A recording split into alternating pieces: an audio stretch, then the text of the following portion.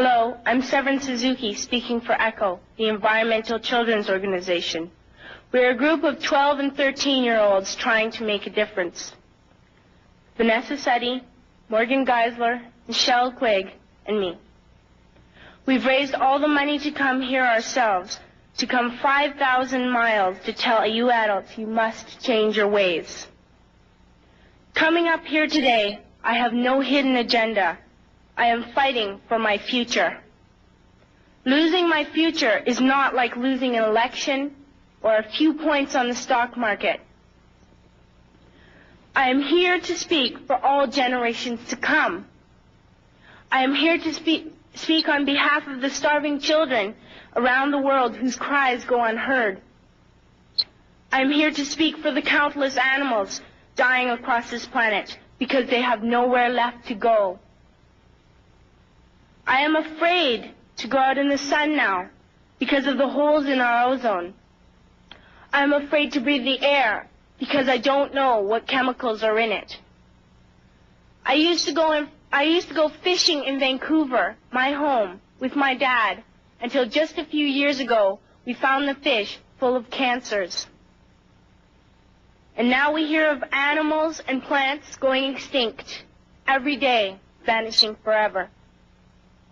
In my life, I have dreamt of seeing the great herds of wild animals, jungles and rainforests full of birds and butterflies. But now I wonder if they will even exist for my children to see. Did you have to worry of these things when you were my age? All this is happening before our eyes, and yet we act as if we have all the time we want and all the solutions. I'm only a child, and I don't have all the solutions. But I want you to realize, neither do you. You don't know how to fix the holes in our ozone layer. You don't know how to bring the salmon back up a dead stream. You don't know how to bring back an animal now extinct. And you can't bring back the forest that once grew where there is now a desert. If you don't know how to fix it, please stop breaking it.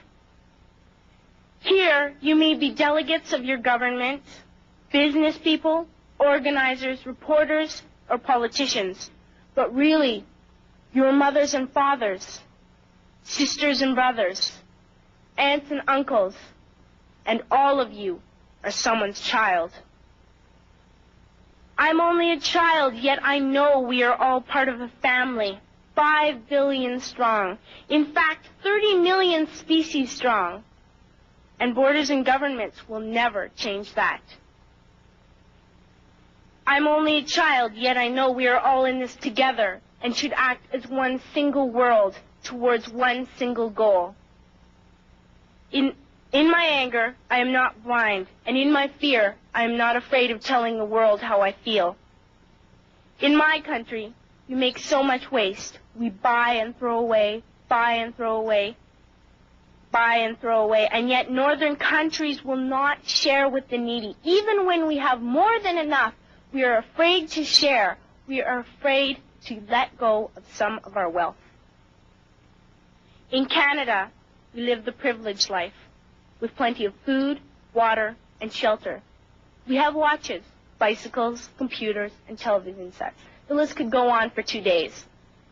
2 days ago, here in Brazil, we were shocked when we spent time with some children living on the streets. This is what one child told us. I wish I was rich. And if I were, I would give all the street children food, clothes, medicines, shelter, and love and affection. If a child on the streets who has nothing is willing to share, why are we who have everything still so greedy? I can't stop thinking that these are children my own age, that it makes a tremendous difference where you are born. That I could be one of those children living in the favelas of Rio. I could be a child starving in Somalia, or a victim of war in the Middle East, or a beggar in India.